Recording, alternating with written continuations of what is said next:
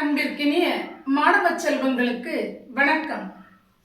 10ஆம் வகுப்பிற்குரிய தமிழ் பாடப்பகுதியில் இயல் 2இல் இடம்பெற்றிருக்கின்ற நெடுவினா இன்றைய பாடப்பகுதியாக நாம் காண இருக்கின்ற பகுதி. இந்த நெடுவினாவினை நீங்கள் சரியான பதில் எழுதினால் 8 மதிப்பெண்களை பெறலாம். காற்று மாசுபாட்டை தடுக்கும் வழிமுறைகளை விவரித்து எழுதுக. இது மிக மிக முக்கியமான வினா. இந்த வினாவிற்கேற்ற பதில் நம்மோடு தொடர்புடையதுதான். காற்று நாம் எல்லோரும் சுவாசிப்பதற்கு பயன்படுவதுதான். அதனால் அதையே நீங்கள் சிந்தித்து அதிகமான பதில்களை நீங்கள் எழுதுவதற்கு இங்கே வாய்ப்பு இருக்கிறது. பாருங்கள், முன்னுரை. இயற்கையில் காற்று எல்லா இடங்களிலும் சூழ்ந்திருக்கின்றது. அந்த காற்று நமக்கு சுவாசிக்க பயன்படுகின்றது. எனவே காற்றை நாம் மாசுபடாமல் பாதுகாக்க வேண்டும். அடுத்ததாக மரம் வளர்த்தல் என்ற ஒரு தலைப்பினை எழுதி கொள்ளுங்கள். நாம் உயிர் வாழ்வதற்கு காற்று மிகவும் தேவையாக இருக்கின்றது.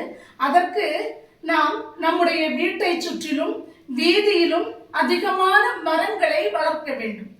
ஏன் மரங்களை வளர்க்க வேண்டும் என்று சொன்னால், மரங்கள் தான் ஒளிச்சேர்க்கையின் போது ஆக்சிஜனை அதிகமாக வெளியிடுகின்றன. எனவே தூய்மையான காற்றினை நாம் சுவாசிப்பதற்கு மரங்கள் நமக்கு பயன் தருகின்றன. அதனால் மரங்களை நாம் அதிகமாக வளர்க்க வேண்டும். அடுத்ததாக ஒரு துணை தலைப்பு, இயற்கையை பாதுகாப்போம். நம்முடைய வாழ்க்கை வளமாக இருக்க வேண்டும் என்று சொன்னால் இயற்கையை நாம் பாதுகாக்க வேண்டும். பொதுவாக குப்பைகள், நெகிழி பைகள், டயர் என்று சொல்லப்படுகின்ற மெது உருளைகள் போன்றவற்றை நாம் எரிக்க கூடாது.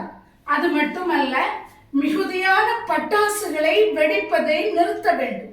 ஏனென்று சொன்னால், பட்டாசுகள் வெடிக்கப்படுகின்ற போது அதிகமான புகையினை வெளியிடுகின்றது.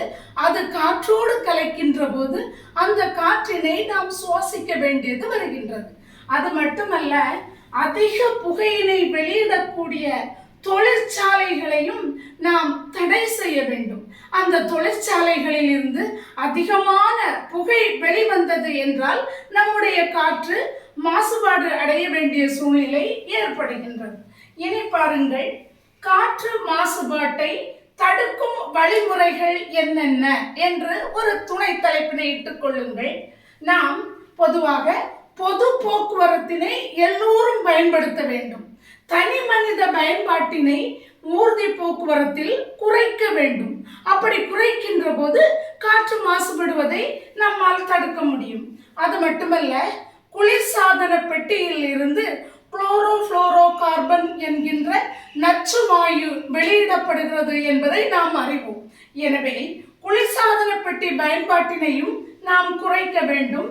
நாம் சமையல் செய்கின்ற போது கூட இயற்கை வாயுவினால் ஆன சமையல் வாயுக்களை நாம் சமைப்பதற்கு பயன்படுத்த வேண்டும். அது அல்லாமல் நம்மை சுற்றிலும் கிடைக்கக்கூடிய விறகுகளை பயன்படுத்தி சமைப்பதை தவிர்க்க வேண்டும். ஏனென்று சொன்னால், விறகில் இருந்து அதிகமான புகை வெளிவருவதை நாமே பார்த்திருக்கின்றோம். அது மட்டுமல்லாமல், இப்படி நம்முடைய சூழ்நிலையை நாம் நல்ல முறையில் வைத்துக் கொண்டோம் என்று சொன்னாலே நம்முடைய காற்று தூய்மையான காற்றாக, நாம் சுவாசிப்பதற்கு ஏற்ற காற்றாக அமையும் என்பதை நாம் அறிந்து கொள்ள வேண்டும். இனி முடிவுரை என்ற ஒரு தலைப்பிட்டுக் கொள்ளுங்கள். காற்றை நாம் மாசுபடாமல் பாதுகாக்க வேண்டும். அப்படி பாதுகாத்தோம் என்றால் ஆரோக்கியமாக நாம் நெடுங்காலம் வாழலாம் என்று எழுதி கொள்ளுங்கள்.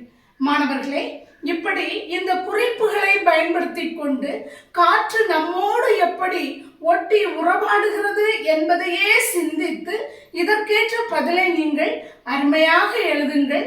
நிறைவான மதிப்பெண்களை பெற்றுக்கொள்ளுங்கள். நன்றி மாணவர்களே, வணக்கம்.